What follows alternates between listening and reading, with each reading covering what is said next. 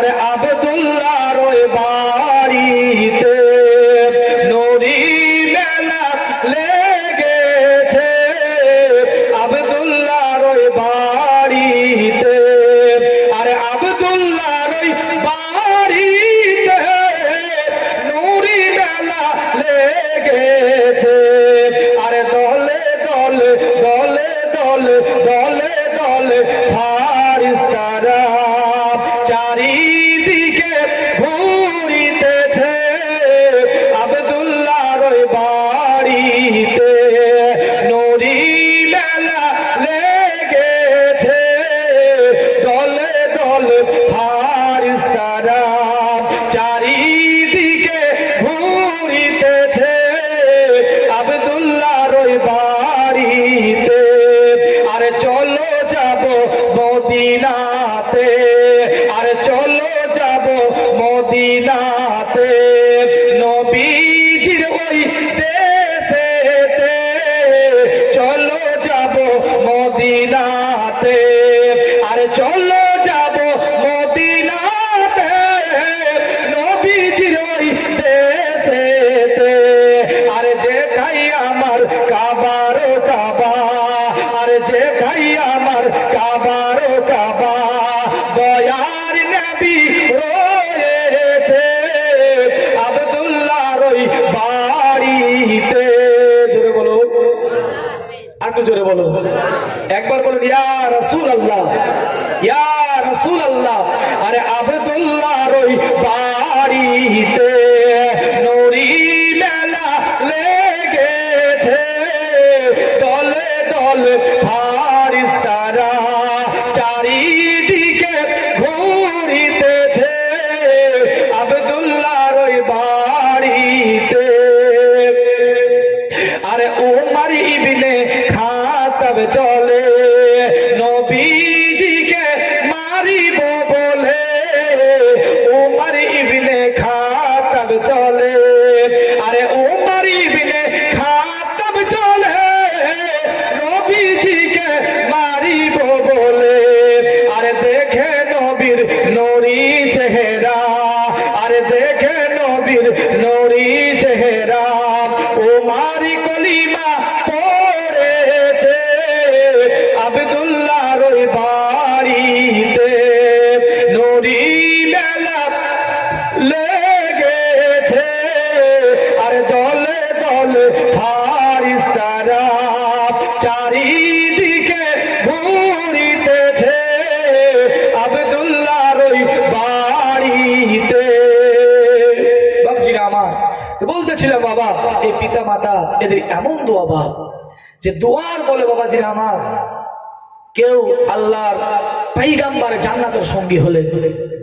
আপনারা শুনেছেন বাবাজি বাইজিদ মুস্তাফি রহমতুল্লাহ আলাই, যিনি মায়ের দোয়ার বলে আপনার আল্লাহর ওলি হয়েছিলেন। হননি বাবা? হয়েছিলেন বাবাজি। 6 বছর বয়স, মা অসুস্থ, বিছানায় পড়ে আছে। মা ডেকে বললো, বেটা বাইজিদ, হ্যাঁ আমার বেটা, একটু পানির দরকার বাবা, একটু পানি দাও।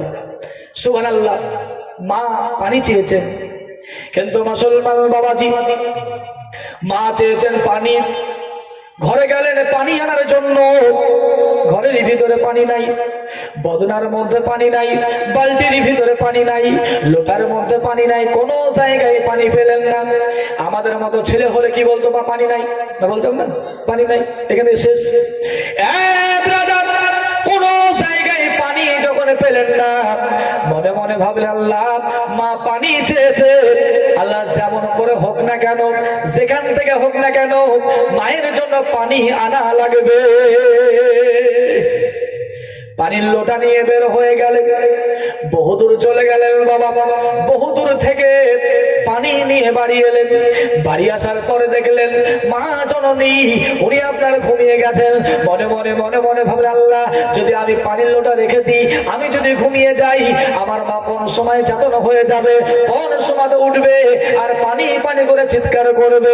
যদি পানি দিতে না পারি, আমার বেয়াদবি হয়ে যাবে, কতই না মায়ের কষ্ট হবে। আল্লাহ প্রত্যেকদিন ঘুমিয়ে যাই, আল্লাহ একটা রাত্রি না ঘুমালে কোনো যাই আসে না, তাই না? যাই আসে না। ব্রাদার, মায়ের পায়ের তলায় বাবা শীতের রাত্রি আপনার থর করে কাঁপে, মায়ের পায়ের তলায় দাঁড়িয়ে গেলেন, পানির লোটা নিয়ে জোরে বলুন সুবহানাল্লাহ। মায়ের পায়ের তলায় দাঁড়িয়ে গেলেন পানির লোটা নেওয়ার জন্য নিয়ে বাবা। এদিকে মা জননী আপনার আজান হয়েছে বাবা, যেমন ফজরের আজানটা হওয়া, আসসালাতু খায়রুম মিনান নাওম। মুসলমান বাবাজি আপনার ঘুম থেকে নামাজ হলো উত্তম বাবা, কিন্তু মুসলমান বাবাজি এবং ভাইরা দেখবেন বাবাজি, মুয়াজ্জিন বলল আসসালাতু খায়রুম মিনান নাওম, তোমার ঘুম থেকে নামাজ উত্তম। আর ওই টাইমে বাপ আমরা আরো কথা কবল বাবা গাইরে আরো চড়ে পড়ে বাবা শুই না, বলে হাইয়ালা সলা, মলবি তুই একলাই চালা, আমরা যাবো না, ল্যাপ জড়িয়ে শুয়ে পড়লাম আমরা। মলবি পালি দি, খাবার দি, ভাত দি, টাকা দি, ধান দি, বেতন দি, বলে আমাদের যে কোনো কাম নাই, হাইয়ালা সলা, মলবি তুই আর মুসল্লিয়া তুই আর ওই মসজিদ চালা, আমরা যাবো না।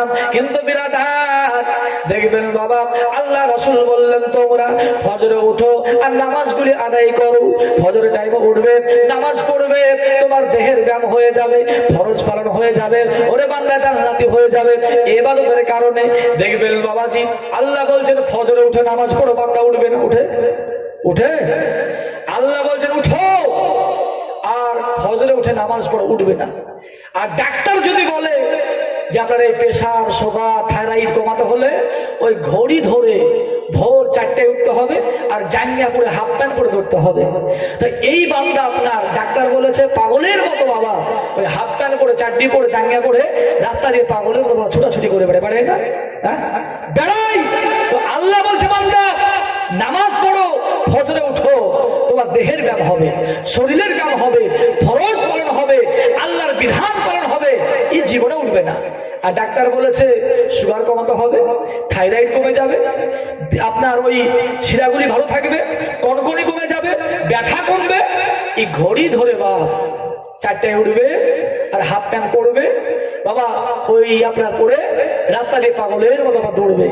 মুসলমান বাবজিরা আমার, বাবাজি দেখবেন বাপ আল্লাহ বলছেন মদ খেও না, বান্দা ছাড়বে না, ছাড়ে না। আল্লাহ বলে বান্দা সুদ খেও না, বান্দা ছাড়বে না।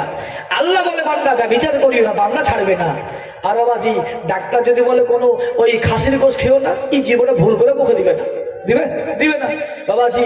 তাহলে আমরা ডাক্তারকে প্রাধান্য দিলেও আমরা আল্লাহর কথায় প্রাধান্য দিই না।